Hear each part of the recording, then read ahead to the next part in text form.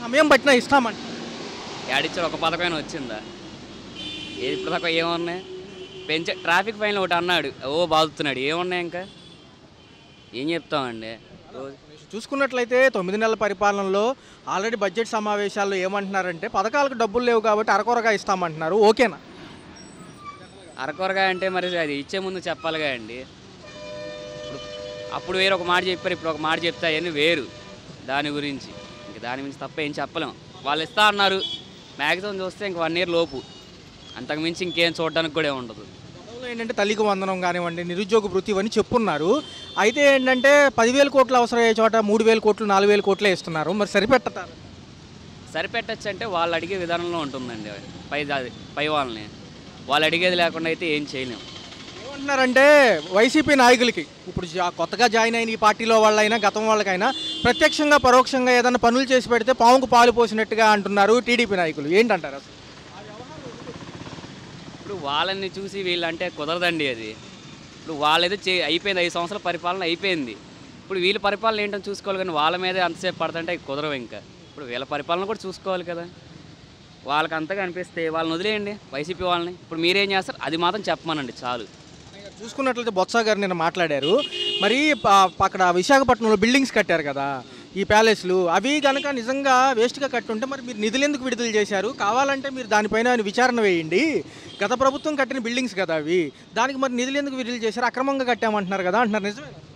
అక్రమంగా ఇప్పుడు మామూలుగా మీకు ఓ 10 రూపాయలు మోసం చేస్తేనే ఎక్కడైనా సరే తెలుస్తుంది. ఇప్పుడు అన్ని కోట్లు అంటే ఎక్కడండి, వెంటనే బయటపడుతుంది.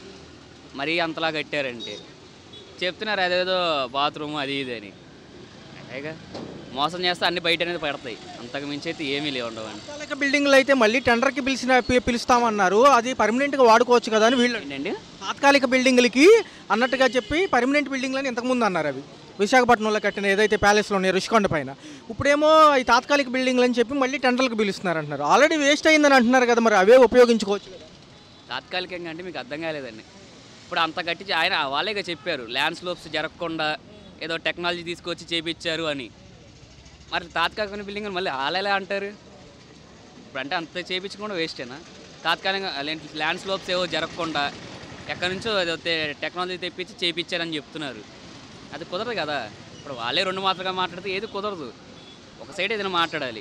అచ్చెన్నాయుడు గారు ఏమంటున్నారంటే నేను కూడా ఒక వర్గం వాడినే, నేను కూడా నాకు అన్ని బాధలు తెలుసు అంటున్నారు. పాపం ఈయనేమో కొంచెం రియాక్ట్ అయ్యారు బొత్స గారు. మేమేమైనా గాలికి వచ్చామా? మేము ప్రజల నాయకులమే కదా, మేము మంచిగా చేశాము. అప్పుడున్న బడ్జెట్లు ఇప్పుడు 60,000 కోట్లు అయితే ఇప్పుడు 120,000 కోట్లు. మరి ఎట్లా సరిపెడతారు? ఈ పథకాలన్నీ కూడా చాలా వరకు లేదు. నిరుద్యోగ వృత్తి లేదు, పాయింట్ నెంబర్ 1. 18 ఏళ్ళు దాటిన మహిళలకు 1,500 లేవు. మళ్ళీ ఏమంటున్నారు, ఈసారి సరిపెట్టే అన్నీ కూడా మా దగ్గర డబ్బులు లేవు కాబట్టి తర్వాత అంటున్నారు. ఎలా నమ్ముతారు? ఎవరైనా సరే మంచి చేస్తేనే వస్తారండి, మంచి చేయకుండా ఇప్పుడు ఎవరు ఉండరు. 5 ఏళ్ళ పరిపాలనలో వాళ్ళు ఏదైతే చూసుకుంటారో దాన్ని బట్టే జనాలు అనేది ఓటేసుకుంటారు. అంతకుమించి తప్ప నేను కష్టపడ్డాను అనేది మాత్రం ఉండదు. మీరు ఎంత మంచి చేస్తే ఆ పరిపాలన మిమ్మల్ని కూర్చోబెడతారు సీట్లో, అంతవరకే. కానీ మేము మంచి చేసాం ఇదని చెప్పి ఎవడైతే ఉండడు అంతవరకు. పట్టభద్రుల ఎమ్మెల్సీ రిజల్ట్ వచ్చింది. కృష్ణా గుంటూరుకేమో ఆయన ఆళ్లపాటి రాజేంద్ర ప్రసాద్ గారే గెలిచారు. వాళ్ళ టీచర్ ఎమ్మెల్సీకేమో వైసీపీకి సపోర్ట్గా వచ్చారు. ఇటు చూసుకుంటేనేమో టీడీపీకి సపోర్ట్గా ఉంది. ఎలా ఉందంటారు? మళ్ళీ రిజల్ట్ ఏమో తారుమారు. రిజల్ట్ అంటే మరి చూపించే బట్టి అండి, వాళ్ళు చేసే పరిపాలన బట్టి అయితే వస్తుంది, కానీ ఇంకేదైతే ఏమి ఉండదు. ఒక్కొక్క అరెస్టుల పర్వం చూశారు. పోసాని గారి కానీ గతంలో అరెస్ట్ అయిన నాయకులు. నెక్స్ట్ విడుదల రజనీ గారు అంటున్నారు. ఎందుకంటే అది తెలియదండి, వాళ్ళ రిజల్ట్ బట్టి. ఇంకా మా ఏముంది, వాళ్ళ ప్రభుత్వం ఉన్నప్పుడు వాళ్ళని అరెస్ట్ చేశారు, ఇప్పుడు వీళ్ళ ప్రభుత్వం వచ్చింది వీళ్ళు అరెస్ట్ చేస్తున్నారు, అంతేగాని అరెస్టులు కామనే. జగన్ గారు మళ్ళీ ప్రజల్లో మమేకం అవుతూ 2.0 అంటున్నారు. మళ్ళీ కార్యకర్తలతో సమావేశం అవుతున్నారు. మరి ప్రజల బాధలు తెలుసుకోవడానికి ఆయన వస్తున్నారు కదా, మళ్ళీ సక్సెస్ఫుల్ అవుతారు ఆయన కూడా? అది చెప్పలేమండి, రాను రోజుల్లో చూడటం తప్ప ఇప్పుడైతే ఏం చెప్పలేము. పవన్ కళ్యాణ్ గారు తీరుగతులు ఏమంటారు? ఏం మాట్లాడట్లేదు ఆయన?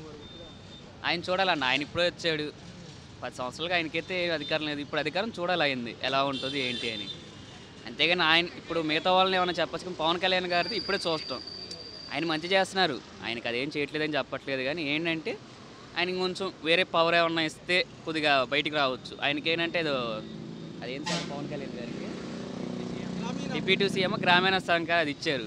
అది కాకుండా ఇంకేమన్నా ఒకటి ఇస్తే కనుక ఏమన్నా చూడొచ్చు. కానీ ఆయనకి గ్రామీణ సర్కార్ ఇస్తే ఆయన చూస్తాడు, ఆయన అంటే ఆయన ఫుల్ఫిల్గా ఉన్నారు.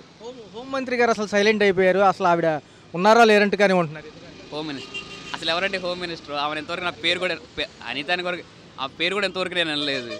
ఇంకోటి ఆ ఫేస్ కూడా ఎవరికి తెలియదు ఎంతవరకు. ఎలా ఉండబోతున్నారు? 4 ఏళ్ళు బాగుంటుంది అంటారు.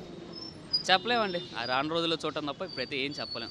చూశారు కదా, ఎలా అనిపిస్తుంది? అంటే సార్ మేము మొన్న వరదల్లో మునిగిపోయామండి, బాగా బుడవేరంత్రి బాగా మునిగిపోయి 15 రోజులు ఆ నీళ్ళలోనే ఉండిపోయాము.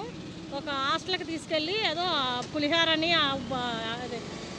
అదే పులిహారని ఏది ఉంటే అది పెట్టారు, తిన్నాము. తర్వాత వచ్చేటప్పటికి ఇంట్లో వస్తువులన్నీ ఆగమైపోయినాయి. ఆగమైపోతే దాన్ని తీపిస్తాకే 5,000 4,000 ఇచ్చాం. ఆ మురుగు అన్ని తాటరకి అన్నిటికి ఇచ్చాము. వేస్తానన్నారు, కొంతమందికి వేసారు, కొంతమందికి వేయలేదు. వేయకపోతే వేయపోయారు. ఇంకా మళ్ళీ నిదానంగా పనులకి వెళ్తాం, పని చేసుకుని బతుకుతున్నామండి. ఇప్పుడైతే ప్రస్తుతానికి ఎవరి దగ్గర డబ్బులు లేవు. బట్టలు కూడా వ్యాన్ మీద వచ్చి వాళ్ళు ఇచ్చారు. ఇంకా బియ్యాలన్నీ సరుకులన్నీ ఇచ్చారు, కానీ ఒకరికి అందలేదండి. ఇంకా ఎట్టకైనా మనకు తప్పదో దేవుడిని తెలుసుకుని ఆ దేవుడిని నమ్ముకుని ఇంకా మా పనికి మేము వెళ్ళిపోతున్నామండి. అయితే ఏంటంటే వీళ్ళు ప్రభుత్వాలకు వచ్చే ముందు కూటమి ప్రభుత్వము 6 పథకాలు అన్నారు. ప్రస్తుతానికైతే అసెంబ్లీలో మనకు రాష్ట్రానికి కొంత బడ్జెట్ ఇచ్చారు. గత 3-4 రోజులుగా జరుగుతున్నాయి. ఏమంటున్నారంటే మిగతా పథకాలకి అంత డబ్బులు లేవు కాబట్టి అరకొరగానే ఇస్తున్నాం అంటున్నారు. మంచిదేనంటారు అసలు? కొంచెం సాయం చేస్తే బాగా మునిగి ఉన్నాం కదా, విజయవాడ ఎప్పుడు ములగలేదంట ఈ 30 ఏళ్లలో. మేము ములగలేదని ఆ రోజు ఆదివారం పల్లెకి వెళ్ళిపోయాం. వచ్చేటప్పటికి ఇల్లంతా మొత్తం ఫ్రిడ్జ్లు మంచాలు అన్నీ నాశనం అయిపోయినాయి. నాకైతే నేను వెళ్తా కూడా లేదు. ఆధార్ కార్డులు అన్నీ మొత్తం పల్లెకి వెళ్ళిపోయాం కదా, మొత్తం ఆగమైపోయింది. మరి పుట్లో సాయం చేస్తే ఈ సంవత్సరం కొంచెం బాగుంటుందండి ప్రభుత్వం. ఏంటంటే మహిళలకు చెప్పినట్టుగా 18 ఏళ్ళు దాటిన వాళ్ళకి 1,500 కానివ్వండి, ఉచిత బస్సు ప్రయాణం అన్నారు కదా. దాంతోపాటు ఏంటంటే తల్లికి వందనము, రైతు భరోసాలు ఇవన్నీ ఉన్నాయి. అయితే ప్రస్తుతానికైతే డబ్బులు సరిపోవట్లేదు అంటున్నారు. జగన్ గారు ఏమంటున్నారంటే మేము ఇచ్చాం కదండి టయానికి, మరి ఇచ్చినంత వరకు మేము ఇచ్చాం కదా, మీరు ఎందుకు లేట్ అవుతుంది అంటున్నారు బాబు గారు. అంటే మరి అందరికీ మునిగిపోయిన వాళ్ళందరినీ ఆయన లాక్కొచ్చారు. ఎవరు ఏ మాటకి ఆ మాట చెప్పుకోవాలి. మంచిగా చెడ్డో ఎవరు ప్రాణాలు పోకుండా కొంతవరకు లాక్కొచ్చారు చంద్రబాబు నాయుడు గారు. ఆయన పరిపాలనలో ఏం ములగలేదు, ఏం పాడవలేదు, జనాలు ఏం ఆగమవ్వాలి. ఇప్పుడు దేవుడి దయ వల్ల కొంతలో కొంత ఇస్తా ఉంటే కొంచెం ఊపిరి పీల్చుకుంటా బాగుంటుందండి మాకు. అది కూడా ఉన్నారు, ఆయన పనితీరు ఎలా ఉంది? ఆయన పైన ఆయన అలాగే చేశారులేండి. ఇంకేం చేస్తాం, ఈ సంవత్సరం అంటే మునిగిపోయింది మొత్తం సంవత్సరం. ఒక్కొక్క ఇంట్లో ఎంత పేదోళ్ళు అయినా సరే ఏసీ, కూలరు, వాషింగ్ మిషన్లు అన్నీ కొనుక్కున్నారండి. వాళ్ళకున్నాయి, మేమైతే కొనుక్కోలేదని కొనుక్కున్నారు. మొత్తం మునిగిపోయినాయి. మా ఇల్లు అయితే అసలు రేకులే లేవు, బుడవేరు అట్టేప్పండి.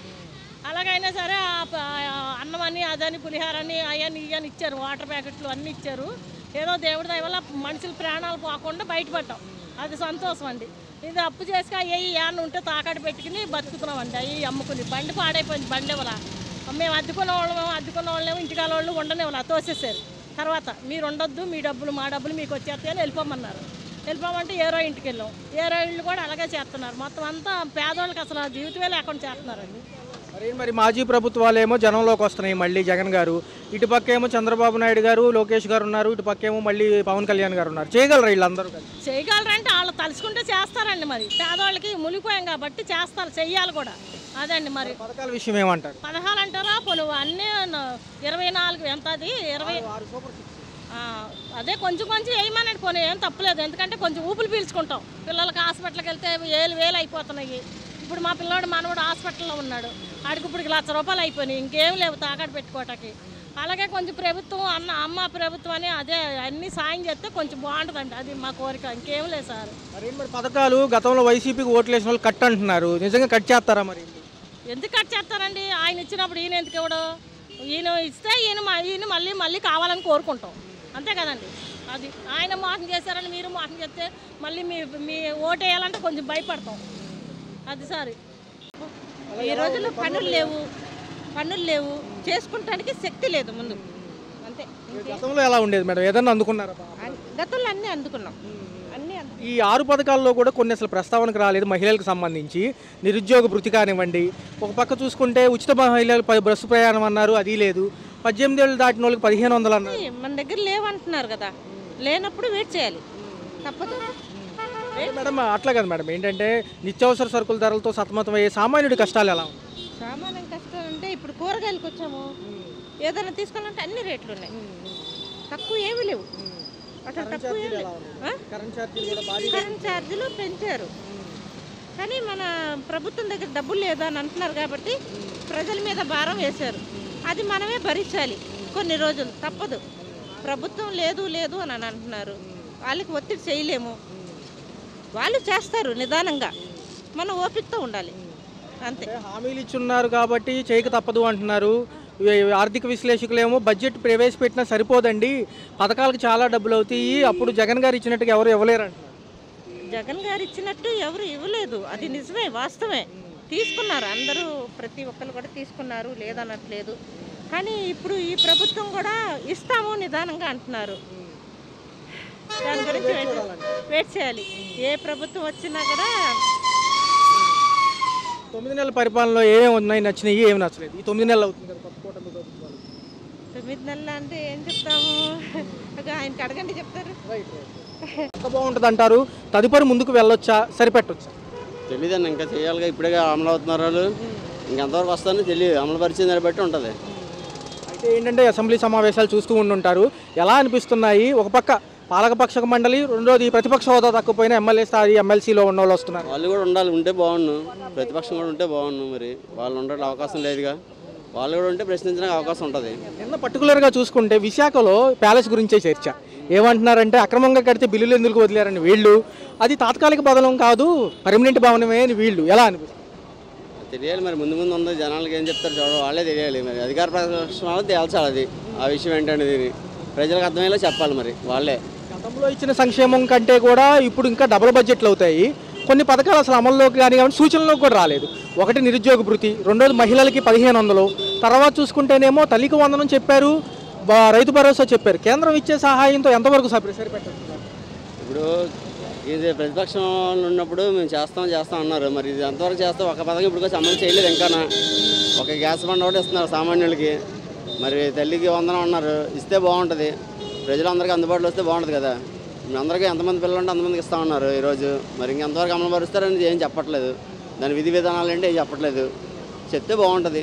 తదుపరి ఎలా ఉంటుంది? ఎందుకంటే నెక్స్ట్ అకాడమిక్ ఇయర్లు స్టార్ట్ అవుతాయి జూన్ నుంచి, మళ్ళీ రైతులకు కూడా మళ్ళీ ఖరీఫే కదా, వేస్తే బాగుంటుంది. మరి రైతులు కూడా వాళ్ళకి చేయవత ఇచ్చినట్టు ఉంటుంది కదా, వాళ్ళంతవరకు చెప్పినవన్నీ అమలు చేస్తే బాగుంటుంది, ప్రజల్లో లేని మళ్ళీ వ్యతిరేకత మొదలవుద్ది. నిన్న మీడియా ముఖంగానే మాట్లాడారు అసెంబ్లీలో, పాత కాంట్రాక్టులు రద్దు చేసి కొత్త వాళ్ళకి ఇస్తామంటున్నారు అచ్చెన్నాయుడు గారు.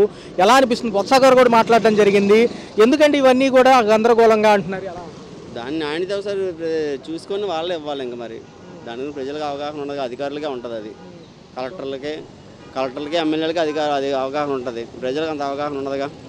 పెన్షన్ల విధానం ఎలా అనిపించింది? ప్రతి నెల ఇచ్చే అందుతున్నాయి పెన్షన్ల వరకు వస్తున్నాయండి, ఒకటోదారి పెన్షన్లు వస్తున్నాయి, మిగతావన్నీ అమలు కావట్లేదు. తల్లికి వందనం కానీ, ఈ మహిళల ఫ్రీ బస్సు కానీ అవి ఇంకా అమలు కాలేదు. మరి అది అమలు అయితే బాగుంటుంది. మాట అన్నారు బాబు గారు, ఏదైతే వైసీపీ నాయకులు నమ్మడం కానివ్వండి, వాళ్ళకి ఎటువంటి పైరవీలు కానీ కాంట్రాక్ట్లు ఇచ్చినా ఏదైతే పావుకు పాలు పోసినట్టే అంటున్నారు. ఎలా వాళ్ళకి ఇవ్వకూడదుగా, మరి కాంట్రాక్ట్లు వీళ్ళు నాణ్యత చెక్ చేసుకుని వీళ్ళు ఇవ్వాలి. మరి అధికార పక్షం వీళ్ళే కదా, ఇప్పుడు వీళ్ళే చూసి ఇవ్వాలి. వాళ్ళకి ఇస్తే మరి వీళ్ళకి సంబంధం లేదు కదా. ఒక అరెస్టుల పర్వంలో నోరు దగ్గర పెట్టుకుని మాట్లాడిన నాయకులు లోపలేస్తున్నారు. నెక్స్ట్ మళ్ళీ ఏంటి, విడుదల రజనీ గారిని పొద్దున్న నుంచి వినపడుతుంది. ఎలా అనిపిస్తుంది? చేసిన కర్మ వాళ్ళు అనుభవించి తప్పదు, ఇంకా అది ఎవరైనా ఎవరైనా తప్పదు. కోసాని గారి వ్యవహారం ఎలా చెప్తున్నా, ఎవరు చేసిన కర్మ వాళ్ళు అనుభవించి తప్పదు, అంతే. అది అంటే ఈ ప్రభుత్వాలు వచ్చినా మళ్ళీ నెక్స్ట్ ప్రభుత్వాలు మారితే వీళ్ళనే లోపలేస్తారు. అది వాళ్ళ సందర్భాన్ని బట్టి, ప్రవర్తించే తీరుని బట్టి ఉంటుంది. అధికార పక్షం తీరు కూడా బాగుంటుంది, లేదంటే వీళ్ళ తీరు వాళ్ళకి వస్తుంది. 6 నెలల్లో అమరావతి పనులతో పాటు ఏదైతే ఉద్యోగ కల్పనలో భాగంగా కంపెనీలు అన్నారో వస్తాయి అంటున్నారు, నిజమేనా? రావాలి మరి, బాబు గారు ప్రయత్నిస్తున్నారు గట్టిగానే, రావాలి. మరి ఈసారైనా అమరావతి డెవలప్మెంట్ అవ్వాలి. రిజిస్ట్రేషన్ ఛార్జీలు ఎలా అనిపిస్తున్నాయి సార్? చాలా భారీగా పెరిగినాయి, 15%. మరి పెరిగాయంటే మరి ఇన్కమ్ లేదు, మరి రాష్ట్రానికి ఇన్కమ్ లేదు, మరి ఎలాగోలా పెంచాలి కదా, మరి తప్పదుగా. అది కూటమికి అభ్యర్థులకి బాగా అనిపించింది, అటుపక్క ఏమో వైసీపీ ముందంజలో ఉంది. ఎందుకని ఇంత వ్యత్యాసం ఎందుకు వచ్చింది? ఏమండి, వైఎస్ఆర్సీపీ కూడా బాగానే చేసింది, చేయలేదు అనట్లేదు. ఆ రిజల్ట్ అనేది నిదానంగా వస్తుంది. మనం దాన్ని వ్యతిరేకించడానికి లేదు, దీన్ని వ్యతిరేకించడానికి లేదు. ఒకసారి వాళ్ళు రావచ్చు, ఒకసారి మీరు రావచ్చు, కామనే. 9 నెలల పరిపాలనకు సంబంధించి ఏపీ బడ్జెట్ 3.22 లక్షల కోట్లు అంటున్నారు. నిజంగా సరిపోతుందా, సరిపెట్టొచ్చు అంటారు? సరిపెట్టాలండి, సరిపోదు, సరిపెట్టాలి. ఇంకా ఆయన అంటే ఒకటి, చంద్రబాబు నాయుడు గారు ఆయన బ్రెయిన్ తెలుసు కదండి, ఆయన ఆలోచించే మాట్లాడతాడు, ఆలోచించే చేస్తాడు.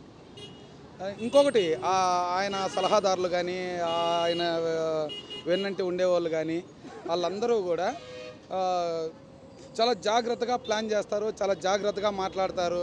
మెయిన్ ఏంటంటే వల్గర్ ఉండదండి, వల్గర్ ఉండదు. ఇంతకు ముందు ఏంటంటే మనం టీవీ పెడితే ఓ బూతులు వల్గరు అలా కనపడేది. దాన్ని జగన్మోహన్ రెడ్డి గారు ఖండించాల్సింది.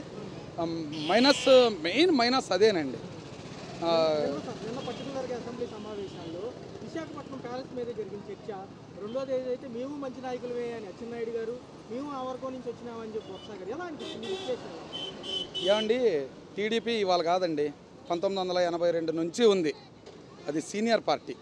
వైఎస్ఆర్సీపీ అనేది కొత్త. జగన్మోహన్ రెడ్డి గారికి అనుభవం లేదు. అంటే ఆయన ఎమ్మెల్యేగా గెలిచుండొచ్చు, కానీ ఉడుకు రక్తం, అనుభవం లేదు. దానికి తోడు ఏంటంటే వెనకాల సలహాదారులు ఉన్నారు కదా, వాళ్ళు కరెక్ట్ అయిన వాళ్ళు అయ్యిందంటే వైఎస్ఆర్సీపీ రెండోసారి రావాల్సింది, రాలేదు. మరి దానికి మైనస్ పాయింట్లు చాలా ఉన్నాయండి. వైఎస్ఆర్సీపీ రాకపోవడానికి మైనస్ పాయింట్లు చాలా ఉన్నాయి. ఇప్పుడు ఎమ్మెల్యేలు కావచ్చు, ఎంపీలు కావచ్చు, వాళ్ళ వెనకాల ఉన్న వర్గం కావచ్చు, అవన్నీ ఒక సీఎంగా ఆయన దృష్టిలో పెట్టుకోవాలి. ఆయన ఏంటంటే ఏదో సీఎం పదవి అని అంటే ఒక ఆటకాయితనంగా తీసుకున్నాడు. అది కరెక్ట్ కాదు కదండి. ఆర్థికంగా వృధా ఖర్చులను కట్టడి చేయడానికి మళ్ళీ ఎరివేతలు మొదలయ్యాయి. పెన్షన్లలో, వికలాంగుల పెన్షన్లు, ఒక పక్క రేషన్ కార్డులు రాలేదు, ఇంకో పక్క ఆరోగ్యశ్రీ కార్డులు లేదు. కాకపోతే ఇది అయితే కనుక 25 లక్షల బడ్జెట్ ఇస్తున్నారు ఫ్యామిలీకి వచ్చేదానికి. ఏదైతే ఏమండి, ఇప్పుడు మనకి మెయిన్ కేంద్రం సహకారం ఉందండి. కేంద్రం సహకారం లేని మనం ఏమీ చేయలేము. ఇప్పుడు మోడీ గారు మనకి ఎంతో కొంత సహాయం చేయడానికి ముందుకు వస్తున్నారు. అంతకుముందు చంద్రబాబు నాయుడు ఉండగా 5 సంవత్సరాలు, 2 సంవత్సరాలు కొంచెం పాజిటివ్గానే ఉన్నారు. ఆ తర్వాత ఆయనకి ఈయనకి తేడా వచ్చి ఆయన నెగిటివ్ అయిన తర్వాత లాస్ అయింది ఎవరండి? ఏపీ ప్రజలే కదండి. ఏపీ ప్రజలే కదా. ఆ అవకాశాన్ని బట్టే కదా వైఎస్ఆర్సీపీకి అవకాశం ఇచ్చింది ప్రజలు. తదుపరి అరెస్టుల పర్వంలోకి వెళ్తే ఆ అంశం ఎలా అనిపిస్తుంది? నెక్స్ట్ విడుదల ఏమండి, అరెస్టుల పరంగా అయితే నాకు జనరల్ నాలెడ్జ్ అయితే పెద్దగా లేదు. కానీ నేను నా ఇంట్లో కూర్చొని టీవీ చూసింది కానీ, యూట్యూబ్లో చూసింది కానీ, నాకు పోయిన 5 సంవత్సరాలు కూడా ఏది చూసినా బూతులు. ఏమండి, ఇంట్లో భార్య పిల్లలు, ఇప్పుడు నాకు భార్య ఉంది, నా పిల్లలు ఉన్నారు, అందరికీ భార్య పిల్లలు ఉంటారు. భార్య పిల్లల గురించి మాట్లాడాల్సిన అవసరం ఏముందండి? ఇప్పుడు ఉండొచ్చండి, మీరు కోటీశ్వర్లు, కోట్లు ఉంటాయి మీకు, కానీ ఇంట్లో ఆడవాళ్ళు ఏం చేశారండి? అంటే వాళ్ళ ఆడవాళ్ళు మంచోళ్ళు కాదు, మీ ఆడవాళ్ళు మంచోళ్ళ? ఇవాళ అది కరెక్ట్ కాదు కదండి. అది అరెస్ట్ల పర్వం అయితే కరెక్ట్ అండి, నేను దాన్ని సమర్థిస్తున్నాను.